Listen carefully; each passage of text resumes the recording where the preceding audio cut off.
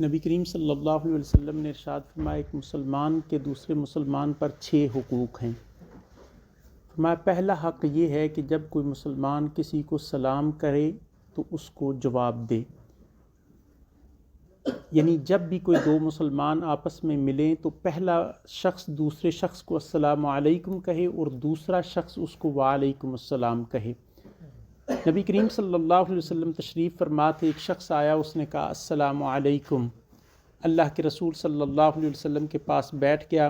آپ نے فرمایا اللہ نے اس کے لیے 10 نیکیاں لکھ دیں۔ پھر دوسرا شخص آیا، اس نے کہا السلام علیکم ورحمۃ اللہ۔ اللہ کے رسول صلی اللہ علیہ وسلم نے ارشاد فرمایا اس کے لیے 20 نیکیاں ہو گئیں۔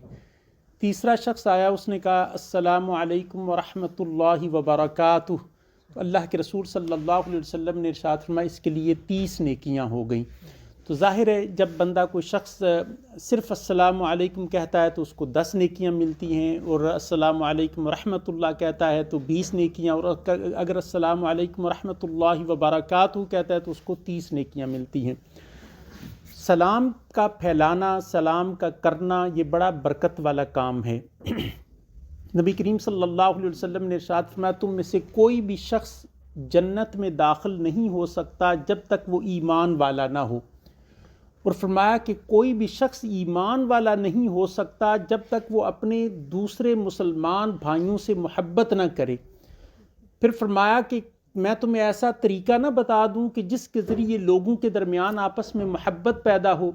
صحابہ کرام نے عرض کیا یا رسول اللہ، ارشاد فرمایا، آپ نے فرمایا افشوا السلام بینکم، ایک دوسرے کو زیادہ سے زیادہ سلام کیا کرو، زیادہ سے زیادہ جب بھی ملو ایک دوسرے کو معانقہ کرو، سلام کہو، اس سے محبت پھیلتی ہے۔ تو ظاہر ہے جب محبت بڑھے گی تو ایمان بڑھے گا، ایمان بڑھے گا تو انشاءاللہ جنت کے اندر داخلہ ملے گا۔ دوسری چیز جو اللہ کے رسول صلی اللہ علیہ وسلم نے ارشاد فرمایا کہ جب کسی مسلمان کو چھینک آئے اور وہ اس پر الحمدللہ کہے تو دوسرے مسلمان کا حق ہے کہ وہ اس پر یرحمک اللہ کہے۔ یعنی جب بھی مسلمان کو کسی کو بھی چھینک آئے تو علماء کہتے ہیں اس کی ایک وجہ ہے، اور ڈاکٹرز بھی اس کو مانتے ہیں کہ جب بندہ چھینک کرتا ہے، سنیزنگ کرتا ہے، تو اس کا دل ایک لمحے کے مختصر سے حصے کے لیے دل بند ہو جاتا ہے، اور دوبارہ دل جب بندہ سانس لیتا ہے تو دوبارہ وہ دل کھلتا ہے، یعنی چھینک کے بعد دوبارہ دل کھل جاتا ہے۔ تو علماء فرماتے ہیں اس کے پیچھے ریزن یہ ہے الحمدللہ کہنے پر گویا اللہ تبارک و تعالیٰ نے اس کو دوبارہ حیات عطا کی ہے، یعنی دل بند ہو جانے کے بعد اللہ نے اس کو دوبارہ حیات عطا کیا تو اس کو چاہیے کہے الحمدللہ، اور جو دوسرا مسلمان ساتھ بیٹھا ہوا ہے وہ کہے یرحمک اللہ، اللہ تعالیٰ تجھ پر رحم فرمائے۔ یعنی جو پہلا کہنے والا ہے وہ اللہ کی تعریف کرے، تمام تعریفیں اللہ کے لیے، اور دوسرا کہے کہ تو اللہ تبارک و تعالیٰ تم پر رحم کرے۔ پھر نبی کریم صلی اللہ علیہ وسلم نے ارشاد فرمایا تیسرا حق ایک مسلمان کا دوسرے مسلمان پر یہ ہے کہ اگر کوئی اس کی دعوت کرے تو اس کی دعوت کو قبول کرے، یعنی جب تک کوئی شرعی عذر موجود نہ ہو، یا اس کو پتہ ہے کہ یہ تکلفات بہت زیادہ کرے گا، یا کوئی ایسی چیز ہے جو مانع ہو دعوت کے اندر، تو اگر وہ دعوت کا انکار کرے تو وہ اور چیز ہے۔ لیکن عام طور پر اگر کوئی مسلمان کسی دوسرے مسلمان کی دعوت کرتا ہے تو اس کا حق ہے کہ وہ اس کی دعوت کو قبول کرے، اور یہ عجز و انکسار کی نشانی ہے۔ جو شخص دعوت کو قبول نہیں کرتا گویا وہ اپنے آپ کو تکبر کے اندر مبتلا کرتا ہے، اور وہ سمجھتا ہے کہ میں اس کے گھر میں جا کر دعوت کھاؤں گا اس کی، یعنی وہ تکبر کے اندر مبتلا ہوتا ہے۔ تو اللہ کے رسول صلی اللہ علیہ وسلم نے ارشاد فرمایا کہ مسلمان کا دوسرے پر حق یہ ہے کہ جب وہ کوئی اس کی دعوت کرے تو اس کی دعوت کو قبول کرے۔ پھر نبی کریم صلی اللہ علیہ وسلم نے ارشاد فرمایا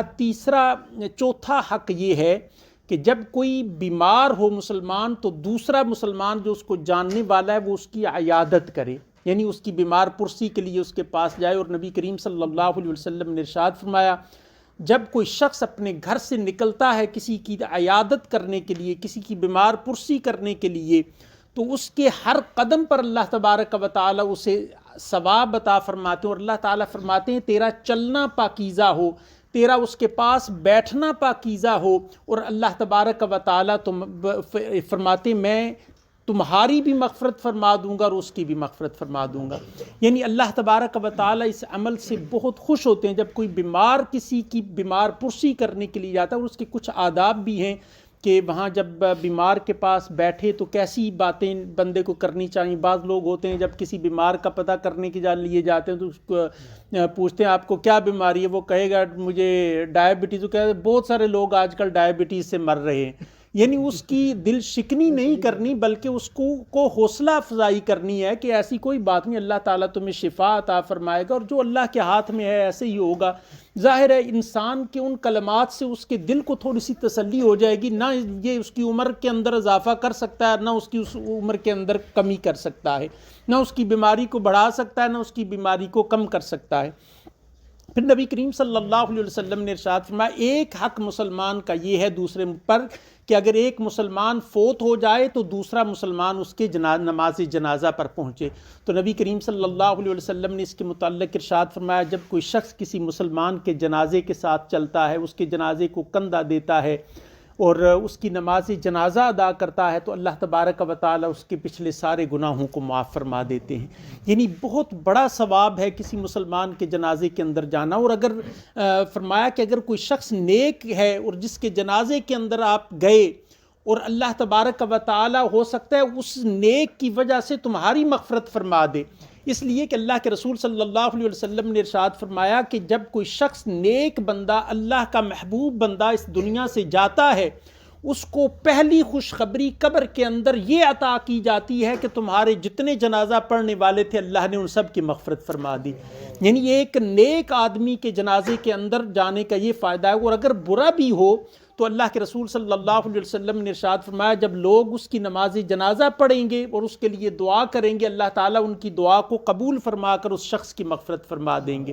اور چھٹی چیز جو اللہ کے رسول صلی اللہ علیہ وسلم نے ارشاد فرمایا جو تم اپنے لیے پسند کرتے ہو وہی اپنے مسلمان بھائی کے لیے پسند کرو۔ ظاہر ہے کوئی شخص نہیں چاہتا کوئی مجھے گالی دے، کوئی میری غیبت کرے، کوئی میرا برا چاہے، تو ہمیں بھی چاہیے کہ ہم بھی دوسرے مسلمانوں کے متعلق ایسا ہی رویہ رکھیں، کسی کے پیچھے اس کی غیبت نہ کریں، کسی کو گالی گلوچ نہ کریں، کسی کے متعلق برا رویہ نہ اختیار کریں۔ تو اللہ کے رسول صلی اللہ علیہ وسلم نے جو مرکزی بات اس میں یہ فرمائی کہ جو اپنے لیے پسند کرتے ہو وہی دوسرے مسلمان کے لیے پسند کرو۔ اللہ تبارک و تعالیٰ کی بارگاہ سے دعا ہے اللہ تعالیٰ ہم سب کو عمل کی توفیق